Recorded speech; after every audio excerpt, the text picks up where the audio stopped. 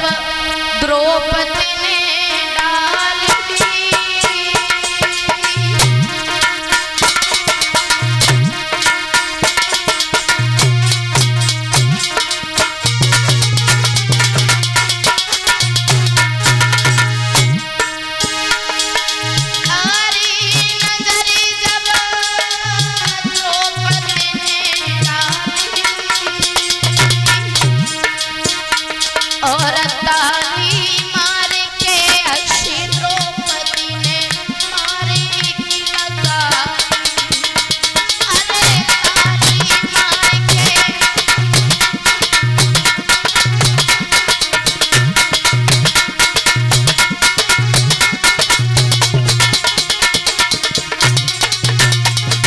लेकिन भैया अरे भयो तब ही जोहर खाना और भय अंध के अंध द्रौपदी मारी रही तानो। अरे भय अंध के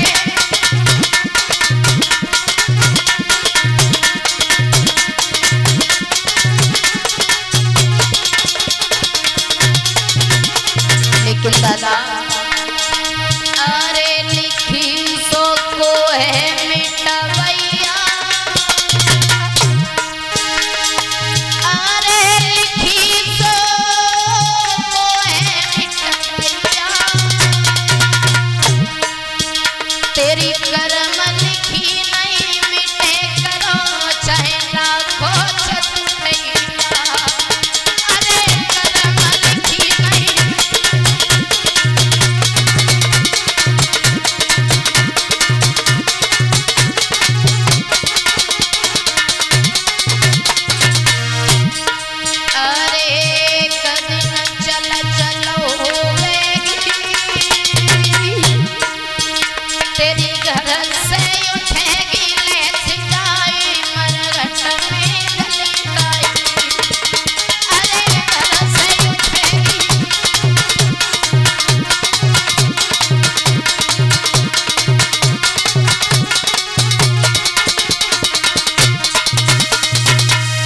द्रौपदी जैसे ही हंसने लगी और दुर्योधन ने जब देखा, द्रौपदी बोली हमें तो ऐसा लगता है कि अंधे का अंधा ही हो गया।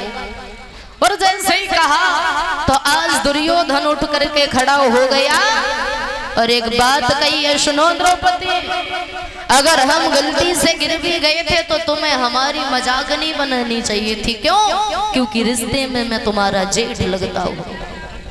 द्रौपदी तुम जिसे अंधा कह रही हो ना, वो अंधा रिश्ते में तुम्हारे ससुर लगते हैं, और जैसे तुम अंधे का पुत्र अंधा कह रही हो, मैं तुम्हारा रिश्ते में जेठ लगता हूँ। क्रोध आ गया दुर्योधन, और जैसे ही क्रोध आया उठ करके खड़ा हो गया और एक बात कही है, सुनो द्रौपदी, इस अपमान का बदला एक दिन जरूर लूंगा। हंस लो अभी, लेकिन एक बात हमेशा ध्यान में रखना, ये हंसना एक दिन तुम्हें बहुत रुलाएगा। और बोला है वो दुर्योधन द्रौपदी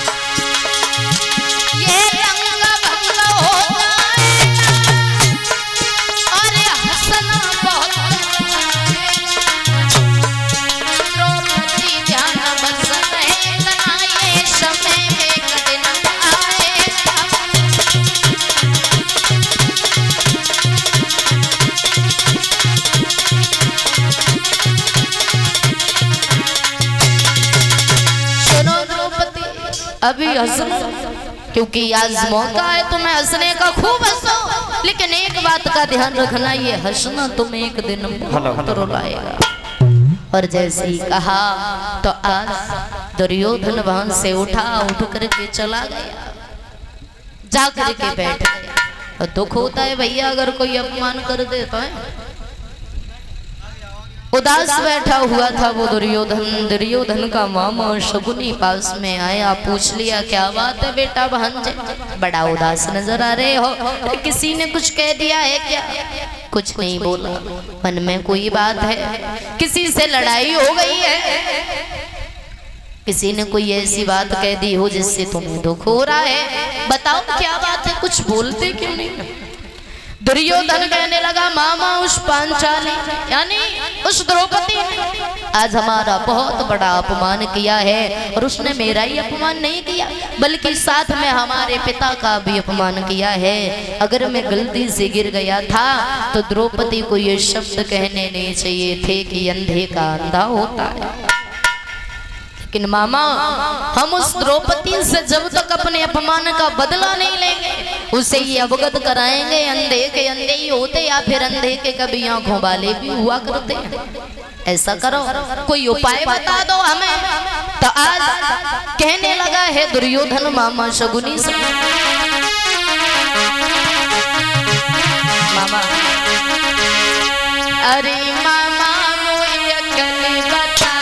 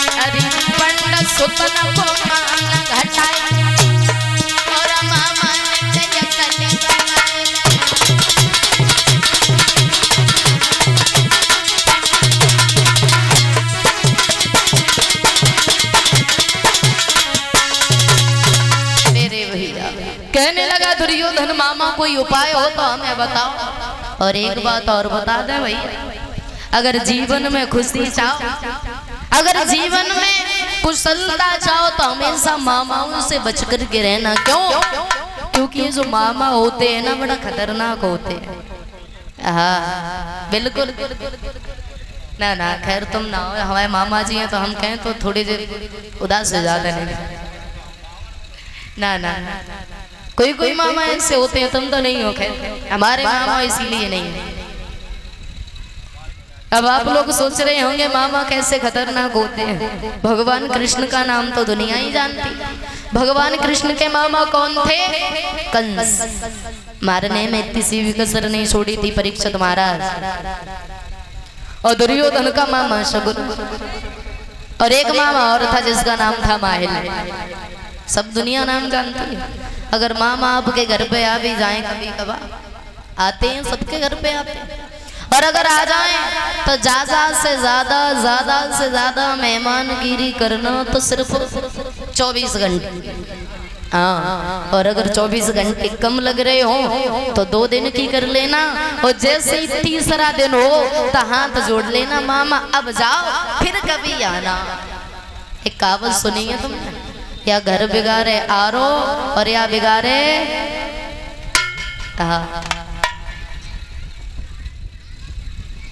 अगर सगुनी चाहता तो इस महाभारत को रोक भी सकता था। यहीं पर जरूरी नहीं था कि पांडवों में और कौरवों में जुआ का खेल खिलवाता, न जुआ का खेल खेला जाता, न पांडव द्रौपदी को हारते, न बीच सभा में द्रौपदी को नगिन किया जाता, न ये महाभारत का युद्ध होता। एक कवि तो बड़े सुंदर शब्दों में लिखा और बताया है,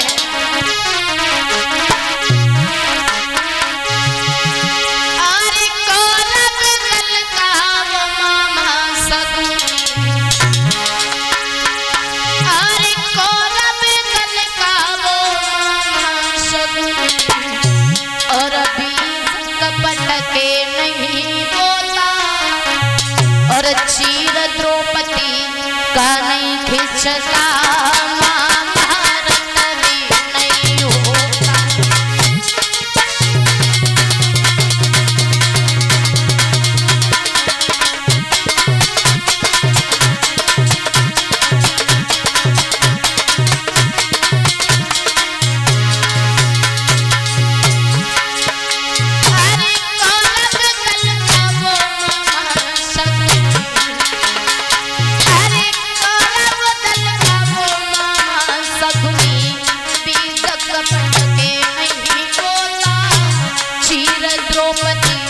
का नहीं खिंचता महाभारत भी नहीं होता।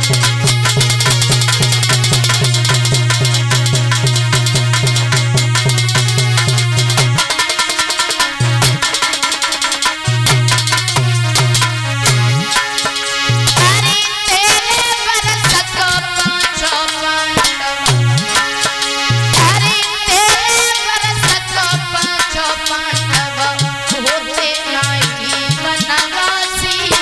बनवन में वो पांचाली भी फिरती मारी मारी।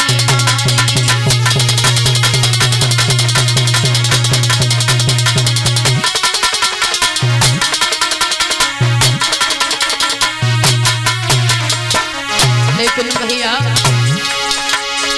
अरे राजा विराट के घर पे युधिष्ठिर, अरे राजा विराट के घर पे युधिष्ठिर पैर बाबर नहीं होता। चीर द्रौपदी का नहीं खिंचता महाभारत भी नहीं होता।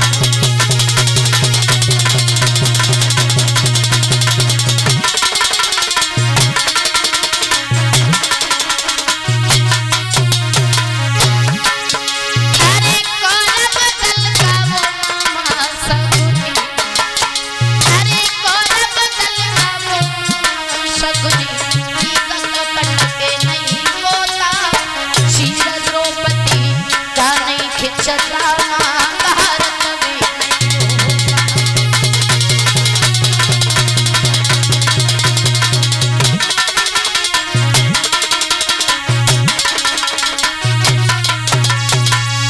कहने लगा है शकुनी, सुनो बेटा भांजे, जब तक ये तुम्हारा मामा है तब तक किसी में इतनी ताकत नहीं है जो कोई तुम्हें हरा सके,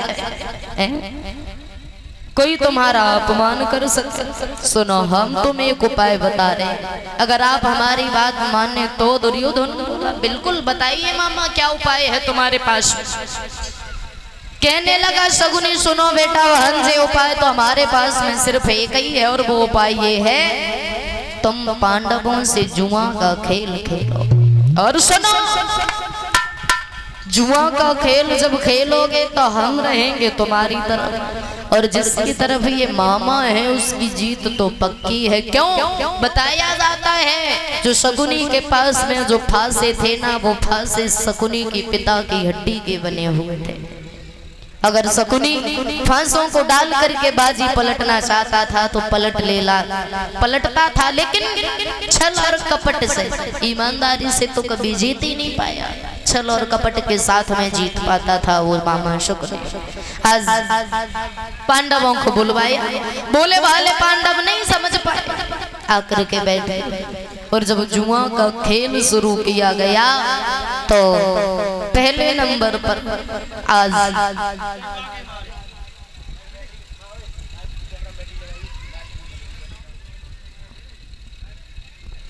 जितनी भी धन दौलत थी उसे दांव पर लगा दिया। दुर्योधन ने उसको भी जीत लिया, राजपाट वो भी जीत लिया। जब सब कुछ हार गए, आज पांडव नीचे को सर करके बैठ गए, और एक बात कही है धर्मराज जी ने, सुनो दुर्योधन, आज तुम जीत गए और हम हार गए, अब तो हमारे पास में कुछ भी नहीं रहा, वो खेल यहीं पर खत्म करते। बोले ना ना ना, ऐसे कैसे? अरे अभी तो तुम्हारे पास एक कितनी अनमोल चीज है जिसका वर्णन हम शब्दों में नहीं कर सकते, मतलब हम कुछ समझे नहीं। बोले समझोगे, हम समझाएंगे तब। आखिर आप कहना क्या चाहते हैं? सुनो, अभी तो तुम्हारे पास में द्रौपदी है, तुम द्रौपदी को दांव पे लगा दो, क्या पता तुम जीत जाओ। बोले भाले पांडव नहीं समझ पाए तो आज द्रौपदी को भी दांव पर लगा दिया। लेकिन उस मामा शकुनी ने उन फांसों को डाला और कपट की बाजी मार करके द्रौपदी को भी जीत लिया।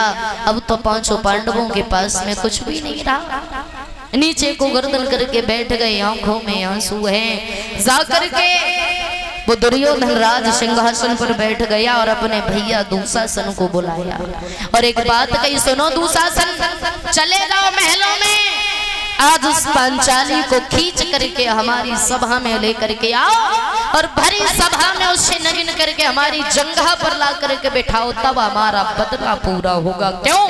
क्योंकि वो दिन हम भूले नहीं। और बोला है दुर्योधन कि अरे वन कही अंधके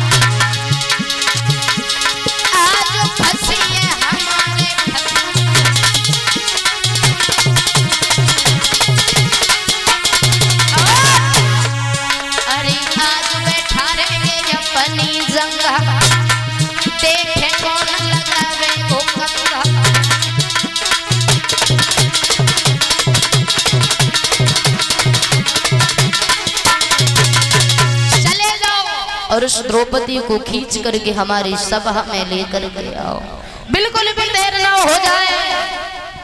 और जैसे ही सुना तो पांचों पांडवों के पैरों तले धरती खिसक गई मेरे भैया। आज आंखों में आंसू है, नीचे को गर्दन किए बैठे हैं, कोई कुछ नहीं बोल रहा है। क्यों? क्योंकि दुर्योधन के दास बने बैठे हैं। इसीलिए दुर्योधन कहने लगा, सुनो दुशासन, जाओ और जल्दी से उस पांचाली को खींच के लाओ, अगर ना आए तो जबरदस्ती लेकर के आना। और बोल रहे वो दुर्योधन,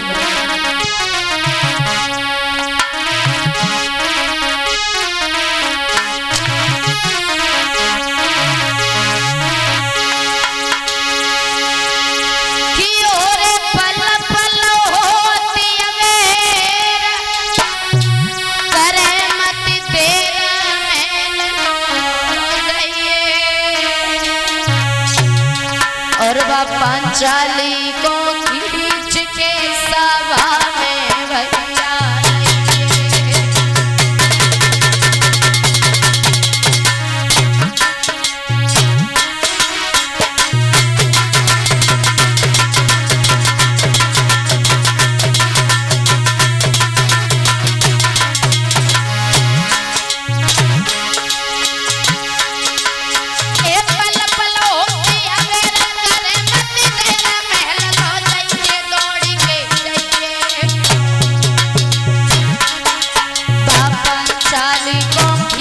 के सभा में भैया मामा बाकी साड़ी दिए उतारे नगिन करना दिया मैं और अपन सुतन गुमाना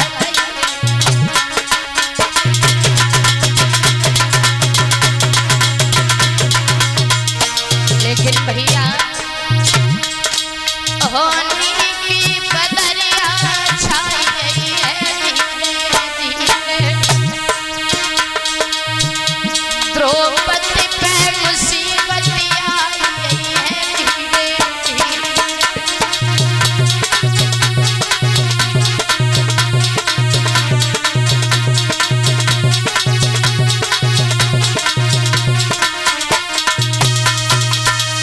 दुशासन चल देता है और जैसे ही चला